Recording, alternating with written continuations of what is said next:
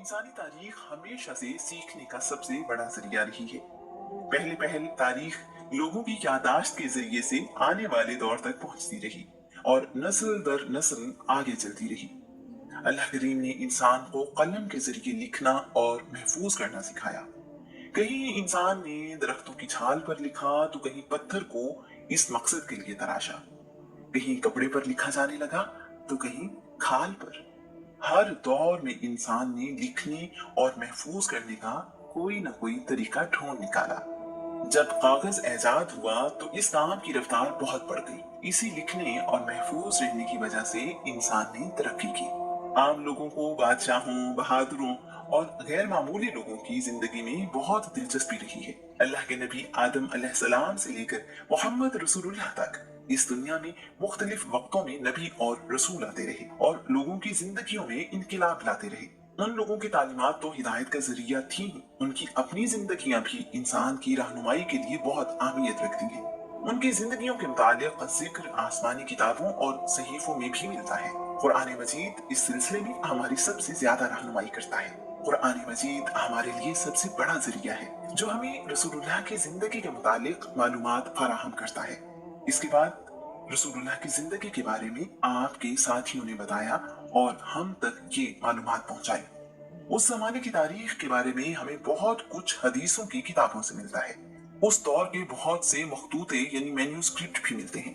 रसूलुल्लाह की जिंदगी की बहुत सी बातें किसी न किसी तरह लिखी हुई महफूज हैं। इसके अलावा रसूलुल्लाह की जिंदगी, जिसे आज हम सीरत रसूल कहते हैं, रसूलुल्लाह के दौर के बहुत ही करीब किताबों की शक्ल में महफूज मिलती है। इब्ने इसहाक इस सिलसिले में बहुत अहमियत रखते हैं। रसूलुल्लाह के दौर में मौजूद कमोबेश 1,20,000 सहाबा ने कम अज कम एक बात अपने बाद आने वाले लोगों की रहनुमाई के लिए बताई है। किसी फर्द वाहिद के बारे में इतनी मालूमात उसी जमाने में रहने वालों की जबानी इस तरह कहीं महफूज नहीं मिलती। रसूलुल्लाह के बाद भी ऐसी तफसील किसी और शख्सियत के बारे में हमें नहीं मिलती। अरब में शायरी की अहमियत से हम अच्छी तरह वाकिफ हैं। अरब शायरी के बारे में कहते हैं, शायरी अरब लोगों की तहजीब का मुहाफिज खाना है।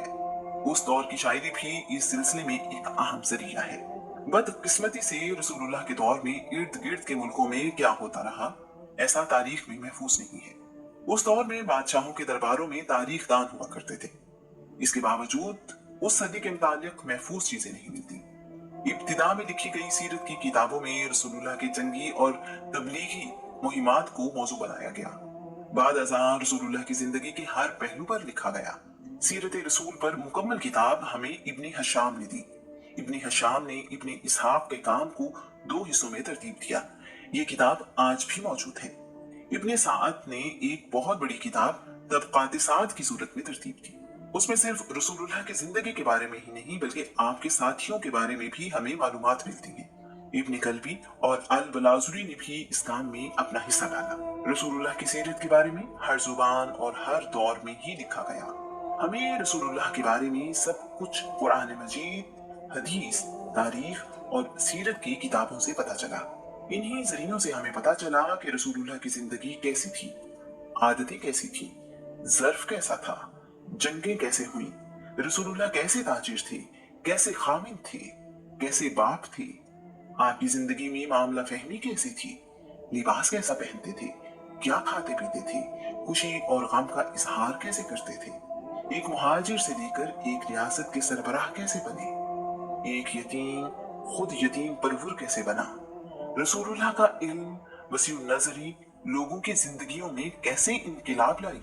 मजबूर करके अपने शहर से निकाला जाने वाला जब उसी शहर का फातिह बनकर आया तो बदला लेने की बजाय सबको माफ कर दिया।